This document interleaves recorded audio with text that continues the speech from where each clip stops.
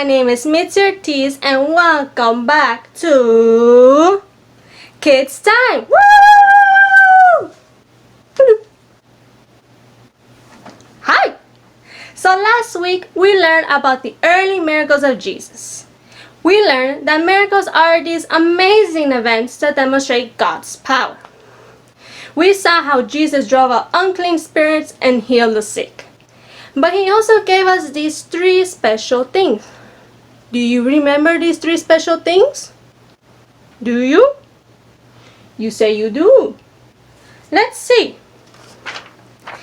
These three special things are forgiveness, salvation, and eternal life.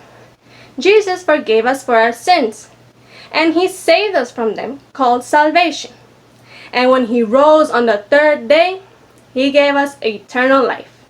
This special gift that allows us to be part of God's family. Now, today, we are going to learn about Jesus and the Samaritan woman. But keep in mind, today's story takes place in a time where a group of people called Jews and another group of people called Samaritans did not get along.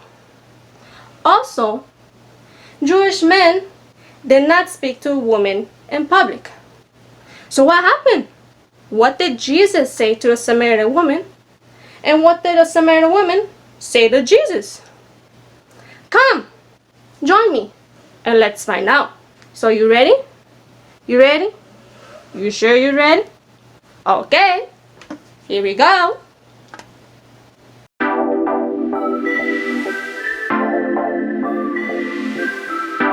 Jesus had been teaching in Judea. He and his disciples began traveling back to Galilee. They traveled through Samaria and stopped in a town with a well. Jesus' disciples went into town to buy food. While Jesus was at the well, a Samaritan woman came to get water from the well. Jesus said to her, "Give me a drink." The woman was surprised. "Why are you talking to me?" she asked. "You are a Jew and I'm a Samaritan." Jesus said, "I asked you for a drink. You don't know who I am. If you did, you would have asked me for a drink, and I would give you living water." The woman was confused. She said, "Sir, this well is deep and you don't have a bucket. Where do you get this living water?" Jesus said, "Anyone who drinks this well water will be thirsty again. But whoever drinks from the water I give will never be thirsty again. In fact, the water I give will become a well inside you, and you will have eternal life." Jesus was talking about the Holy Spirit, but the woman did not understand. "Sir," she said, "give me this water. If I'm not thirsty, I won't have to keep coming to this well to get water." "Go get your husband," Jesus said. "I don't have a husband," the woman replied. Jesus knew she was telling the truth. He said, "You don't have a husband now, but you've had 5 husbands." Jesus was right. "I see you are a prophet," the woman said. "Maybe this prophet could explain something to her," she said. "The Samaritans worship here on a mountain, but the Jews say we need to worship at the temple in Jerusalem." Jesus said, "Soon you will not need to be in either of those places to worship God in spirit and in truth." The woman said, "I know the Messiah is coming. When he comes, he will explain everything to us." Then Jesus said, "I am the Messiah." The woman left and told the people in her town, "Come see a man who told me everything I ever did. Could this be the Messiah?" Many Samaritans believed in Jesus because of what the woman said. Jesus stayed in their town for 2 days. Many more believed because of what Jesus said. They told the woman, "We no longer believe because of what you said, for we have heard for ourselves and know that this really is the Savior of the world." Jesus offers something better than physical water. He gives us himself. Jesus gives the Holy Spirit to everyone who comes to him by faith. We can worship him as Lord and Savior wherever we are. Wow, did you guys hear that? Jesus is the living water. Isn't that awesome? Now, you see, back in those days, it was thought that God was only for certain people. However, Jesus came and showed them that is not true. We are all special, and Jesus loves us all the same. He wants us to be in a relationship with him, and for us to love each other. Also, just like how your body needs water when you're thirsty, Jesus is that water that we need in our lives and in our hearts. So remember, guys, you, each and every single one of you, are special. Jesus loves you and wants to be in a relationship with you. And If you let Him inside your hearts, they will never be thirsty ever again. Can you remember that? Can you? You sure? Okay. Let's bow our heads and close our eyes to pray. Dear God, thank you because to you I am special. Thank you because you are the living water. Help me show your love to other people. In the name of Jesus Christ, amen. Well guys, I hope you had an awesome time like I did. And until next time, stay safe. God bless. Bye.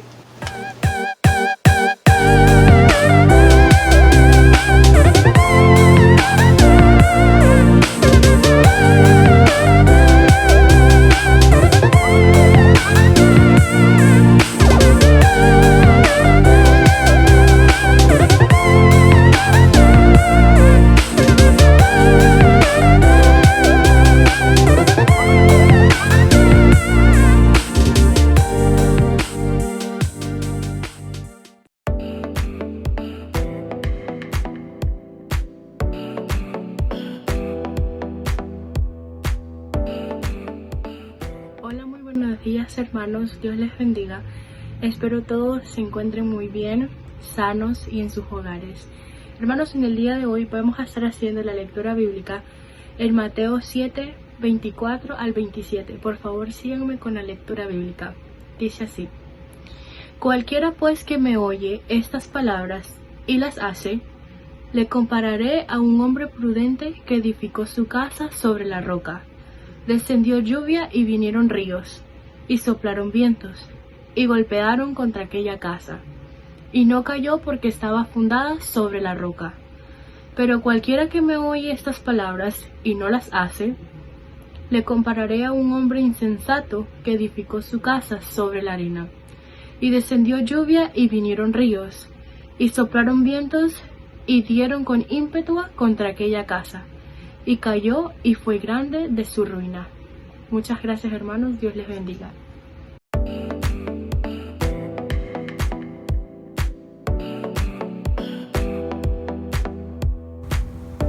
Muy buenos días, amados hermanos.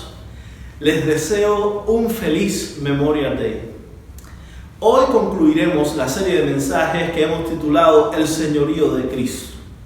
Pero antes de comenzar, me gustaría tener un momento de oración. Por favor, allí donde usted se encuentre, si es tan amable, cierre sus ojos, incline su rostro, hablemos juntos con Dios. Padre, en el nombre de Cristo, nombre sin igual, nombre sobre todo nombre, te damos gracias, Señor Dios, porque tu pueblo en esta misma hora nos reunimos para estudiar tu palabra, para escuchar, Señor Dios, tu palabra. Rogamos, Padre, que seamos no solo oidores, sino hacedores también de la obra. De manera muy especial queremos darte gracias por aquellos héroes que han dado su vida por defender los principios de esta nación, por defender la libertad de esta nación. Bendice a sus familiares y te damos gracias, Señor Dios, por el sacrificio de ellos.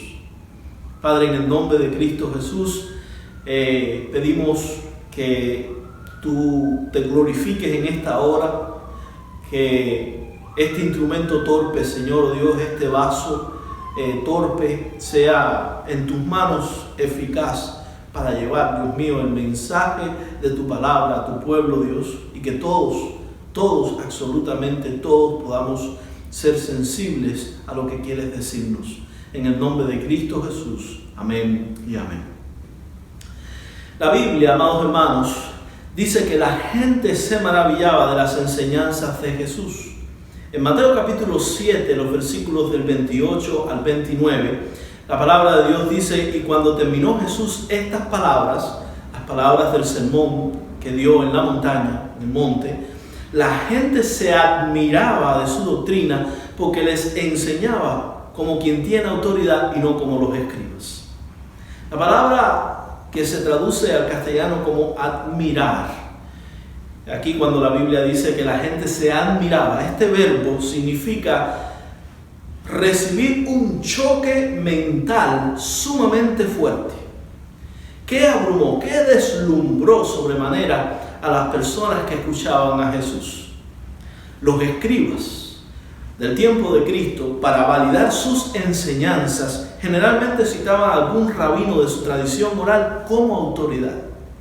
Jesús, sin embargo, hablaba como quien tiene autoridad, es decir, como autoridad misma.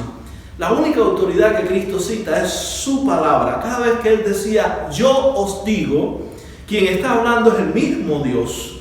Por tanto, las enseñanzas de Jesús son la autoridad final en cualquier asunto. Sus enseñanzas, amados hermanos, son un manual, son una guía para vivir. Recuerdo la ocasión en que mi esposa y yo compramos un pequeño sofá cama. Creí que armarlo era tan simple que obvié consultar el manual. Como resultado, coloqué piezas donde no iban, de modo que el mueble no funcionaba. Fue doble trabajo para mí, pero tuve que desarmarlo y volver a componerlo siguiendo esa vez el manual. Siempre que tratemos de edificar nuestra vida sobre algo que no es Jesús y su palabra, el manual, habrá caos.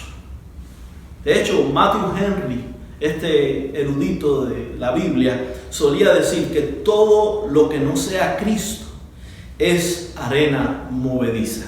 Y eso es cierto, amados hermanos. Si alguien sabe cómo nosotros funcionamos, es aquel que nos hizo. Y sus palabras son un verdadero manual, como dijimos, para la vida. La estupidez del necio, en este pasaje que hemos tomado como base y que se leyó anteriormente, la estupidez del necio no consiste en su rechazo a Cristo. Es muy probable que él simpatizara con Jesús e incluso que aprobara sus enseñanzas. La insensatez, la necedad, radicaba en que, sabiendo que las palabras de Jesús, sus enseñanzas son beneficiosas, aún así no las aplica, no las vive, no las pone en práctica. Hay sabiduría, amados hermanos, y sabiduría práctica para la vida en las enseñanzas de Cristo. Y quien las obedece se vuelve sabio. En el Salmo 19, verso 7, la Biblia dice que el testimonio de Jehová es fiel, que hace sabio al sencillo.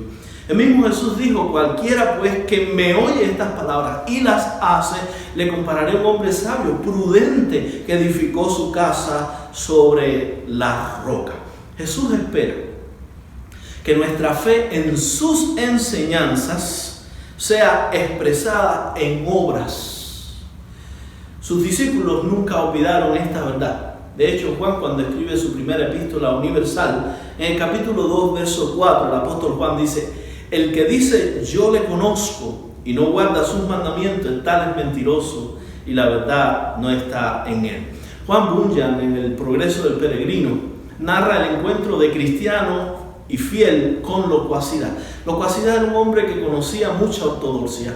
Él tenía mucho conocimiento de la doctrina bíblica y así hablaba, pero no la vivía. Y en una ocasión, Fiel le dice a locuacidad, Fiel le dice, lo he visto muy dispuesto a hablar y me temo que en usted no haya más que ideas carentes de obras.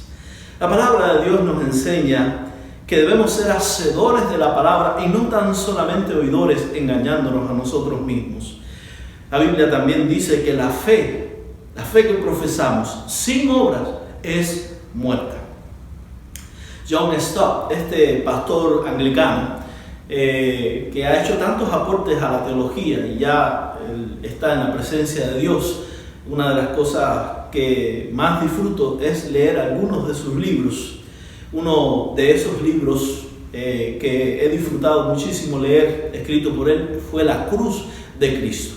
Pero John Stott, hablando precisamente de este pasaje de Mateo capítulo 7, John Stott dice así, comentando las palabras de Cristo en Mateo 24 al 27, dice John Stott, la verdad en la que insiste Jesús en estos dos párrafos finales de su sermón es que ni el conocimiento intelectual de él ni la profesión verbal, aunque ambos en sí mismos son esenciales, jamás pueden sustituir a la obediencia.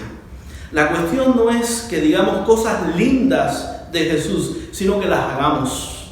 Que el señorío de Jesús que profesamos sea una de las realidades más importantes de nuestras vidas. Nuestro oír, amados hermanos, debe resultar en hacer. Esto es lo que quiere decir construir sobre la roca.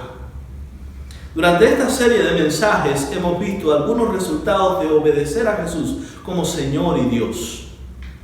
En primer lugar, vimos que la obediencia a su palabra transforma nuestro carácter. Jesús habló acerca de aquel hombre que es misericordioso.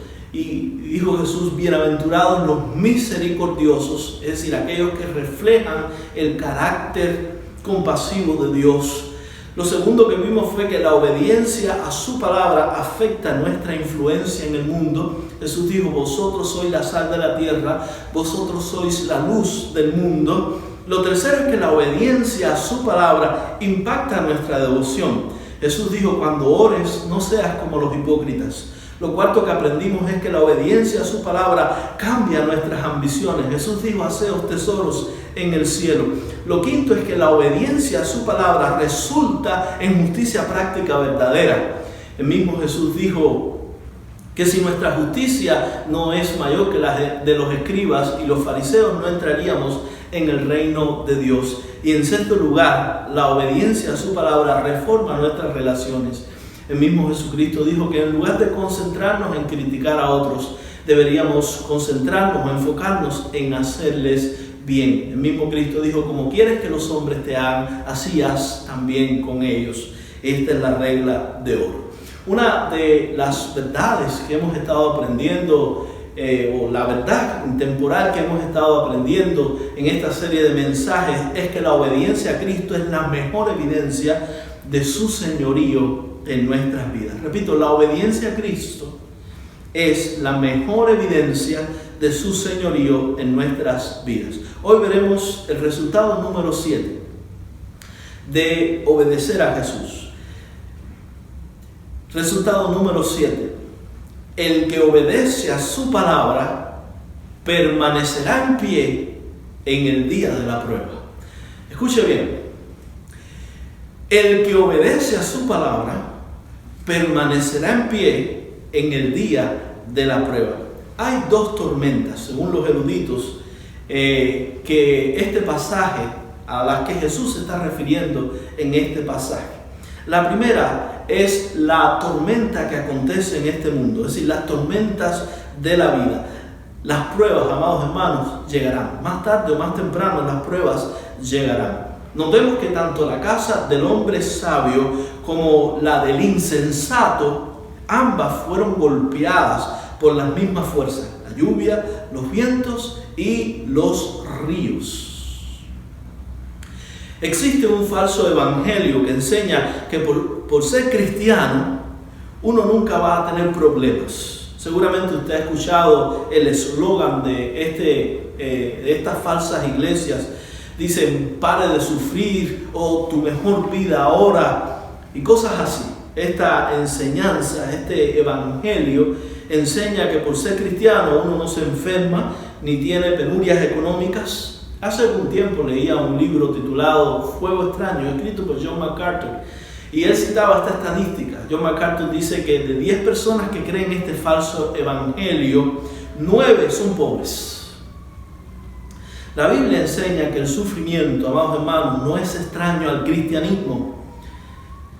La palabra de Dios en 1 de Pedro capítulo 4, los versículos del 12 al 13, la Biblia dice, amados, no os sorprendáis del fuego de pruebas que os ha sobrevenido, como si alguna cosa extraña os aconteciese, sino gozaos por cuanto sois participantes de los padecimientos de Cristo, para que también en la revelación de su gloria os gocéis con alegría. A nuestro Señor Jesucristo, que es el autor y consumador de la fe, la Biblia le llama el varón de dolores, experimentado en quebranto.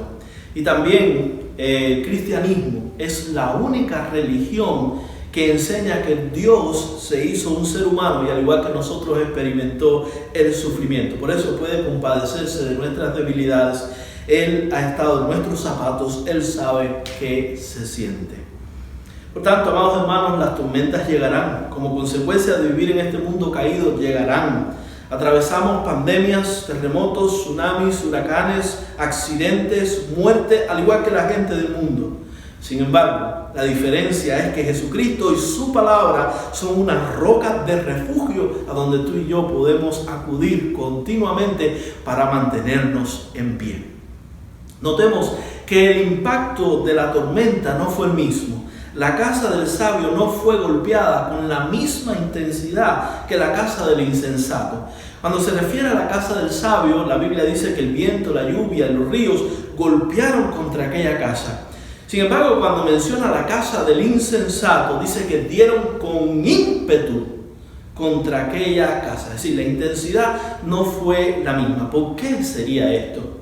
Primeramente, creo que Dios a sus hijos no les permitirá ser probados más allá de lo que podemos soportar. Dios nunca permitirá que nos sobrevenga una prueba más grande de la que tú y yo podamos tolerar.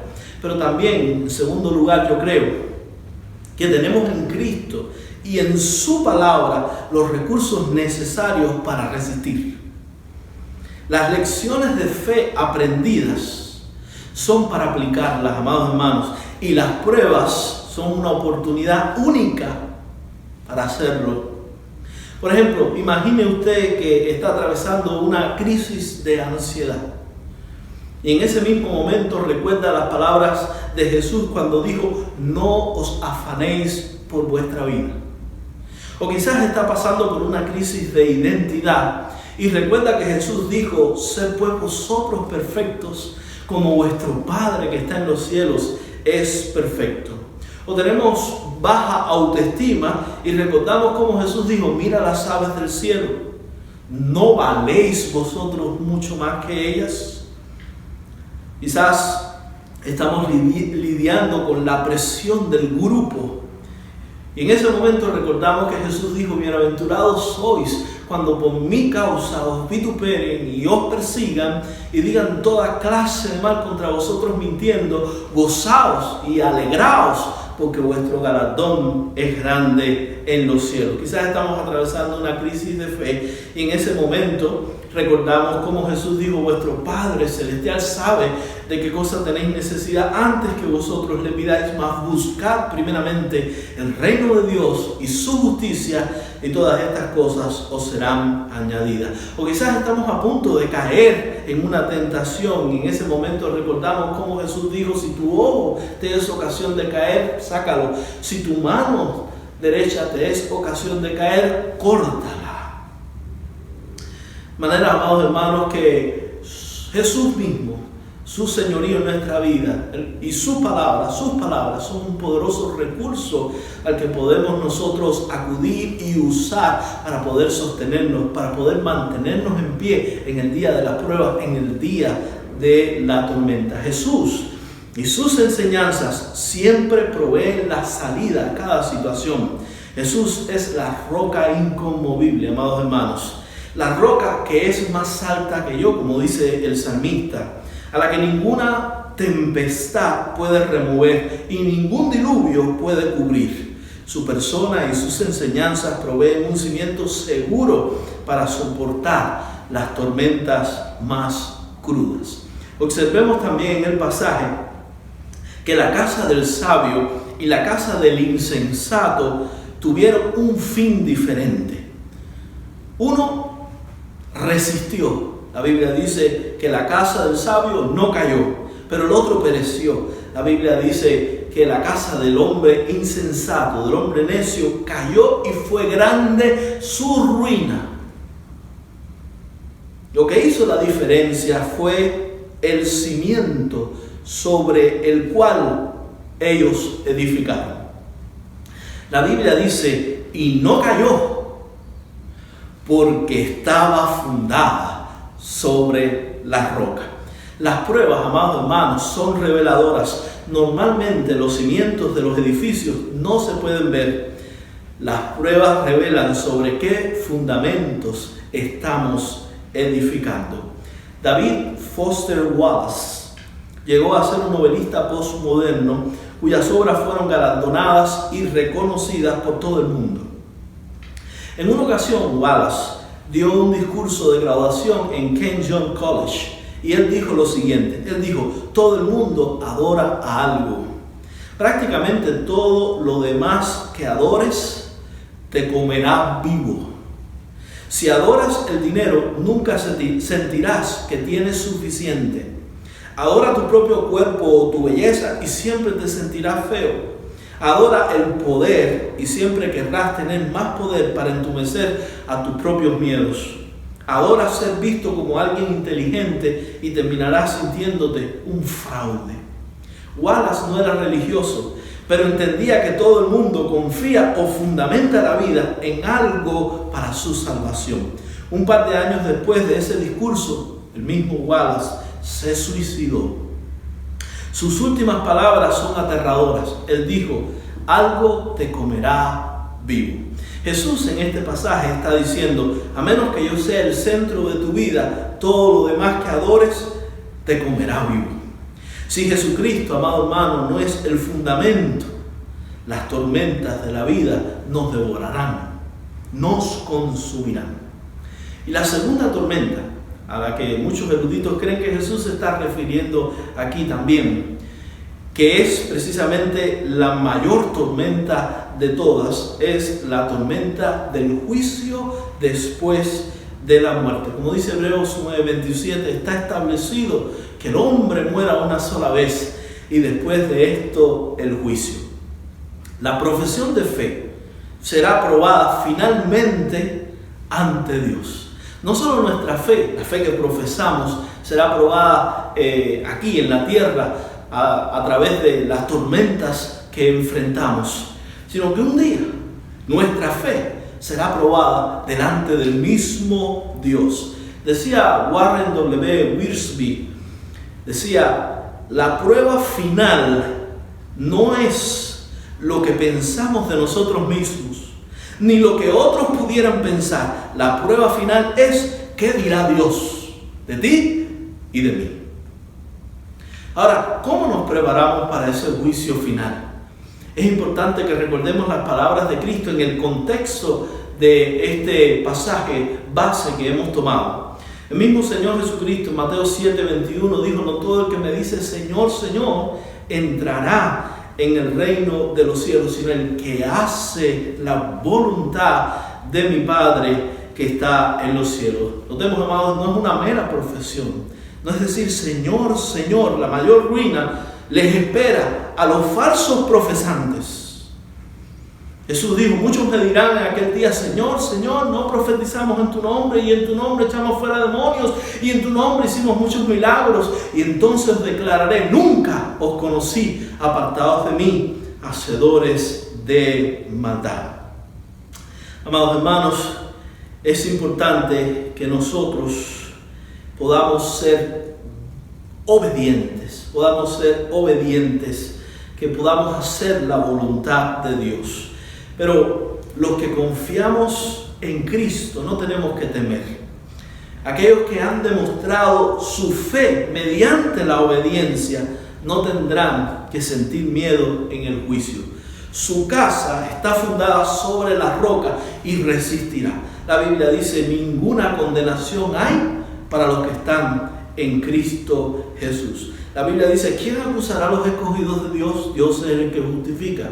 La Biblia dice, ¿quién condenará? Cristo es el que murió, más aún el que también resucitó, el que además está a la diestra de Dios, el que también intercede por nosotros. Así que, tanto en las tormentas de la vida, como en el día del juicio final, nosotros podemos estar tranquilos, confiados y mantenernos firmes, en pie, como aquel hombre sabio, gracias a que hemos fundamentado nuestra fe en Jesús y en la obediencia a Él, en la obediencia a su palabra. Después de un naufragio, en una terrible tempestad, un marino pudo llegar a una pequeña roca y escalarla, y allí permaneció durante muchas horas. Cuando al fin pudo ser rescatado, un amigo suyo le preguntó, ¿no temblabas de espanto? ¿No temblabas de espanto por estar tantas horas en tan precaria situación? El náufrago contestó: sí, la verdad es que temblaba mucho, pero la roca no temblaba, y eso fue lo que me salvó. Qué maravilloso, amados hermanos, que nosotros estamos sobre la roca que es Cristo Jesús. La obediencia a Él, la obediencia a su palabra es la mejor evidencia de su señorío en nuestras vidas. El que obedece su palabra permanecerá no solo en las tormentas de la vida, sino también en el juicio final. Y escuchará aquellas palabras: bien, buen siervo y fiel, en lo poco fuiste fiel, en lo mucho te pondré. Entra en el gozo de tu Señor. Que Dios les bendiga abundantemente. Amén.